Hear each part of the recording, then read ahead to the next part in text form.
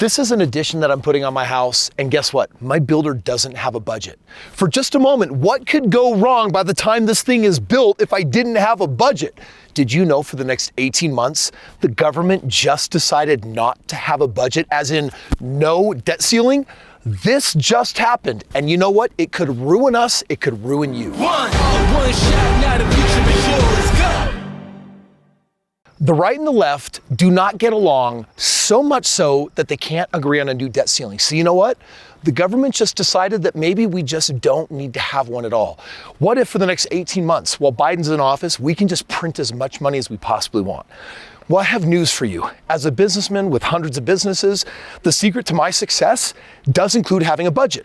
I need to rainmake and produce revenue, and then I need to manage my expenses. And without a budget, everything gets out of control. The fastest way to ruin this country is to have no limit on our spending. What just happened to the debt ceiling? Check this out. If you don't know what the debt ceiling is, the US debt ceiling is a budgeting limit set by Congress on the amount that the US government can legally borrow to finance its operations like welfare, military, infrastructure, and every few years it has to be adjusted. But what happens when the right and left can't meet in the middle? For the first time ever in history, they said, you know what? Maybe we just don't need to have a budget right now. Now let's start by a little bit of context, like how bad is it right now? Due to high government spending during the pandemic and bills passed under President Biden, the US federal debt has climbed to $31 trillion, creeping up on the $31.4 trillion debt cap, which basically means we're about $400 billion away from hitting that ceiling. And this is the time when you hit the panic button and say, we need to figure this out. How are we going to do it?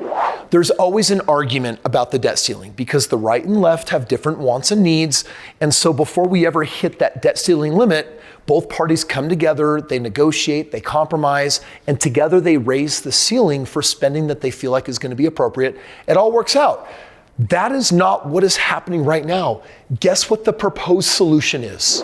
Instead of setting a new debt ceiling limit, Congress kicked the can down the road and simply agreed to reconvene January 1st, 2025 to decide on a new debt ceiling then. That means that until then, there is technically no debt ceiling at all. It's basically blank check. It's a credit card with no limit. We can rack it up and spend as much as we possibly want legally until we convene in 2025. And by that period of time, what happens if we add 2, 3, 5, or 10 more trillion dollars worth of debt? How much debt do you think we can really take? Don't forget earlier this year that several countries abandoned the US dollar as a stabilizer to their own currency. They don't believe in the US dollar anymore. What do you think is going to happen if we just spend trillions more dollars?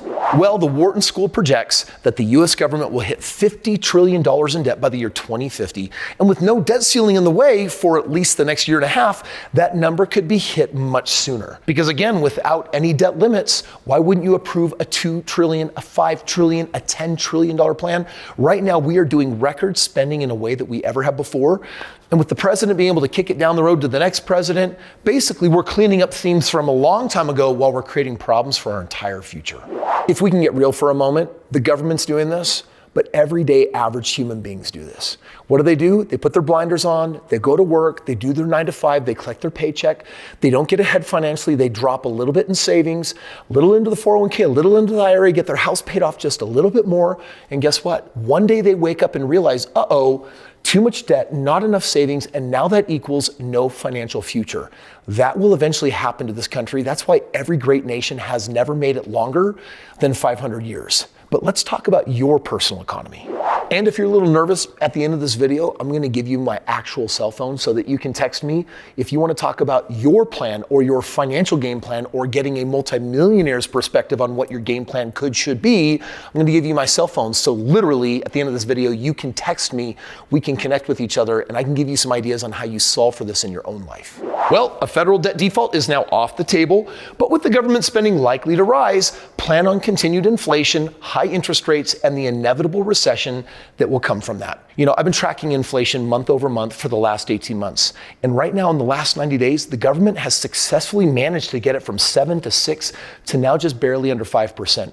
It looked like we were getting in a position where we could bring those rates back down, re-stimulate the economy. That's going to lead to a lot more real estate being transacted, real estate building on the 5 million missing homes, giving us, the regular people with jobs, the ability to stimulate our own personal economy. But what's going to happen right now? There's a really good chance that that inflation number is going to jack right back up, and that means that rates aren't going to come down for some time.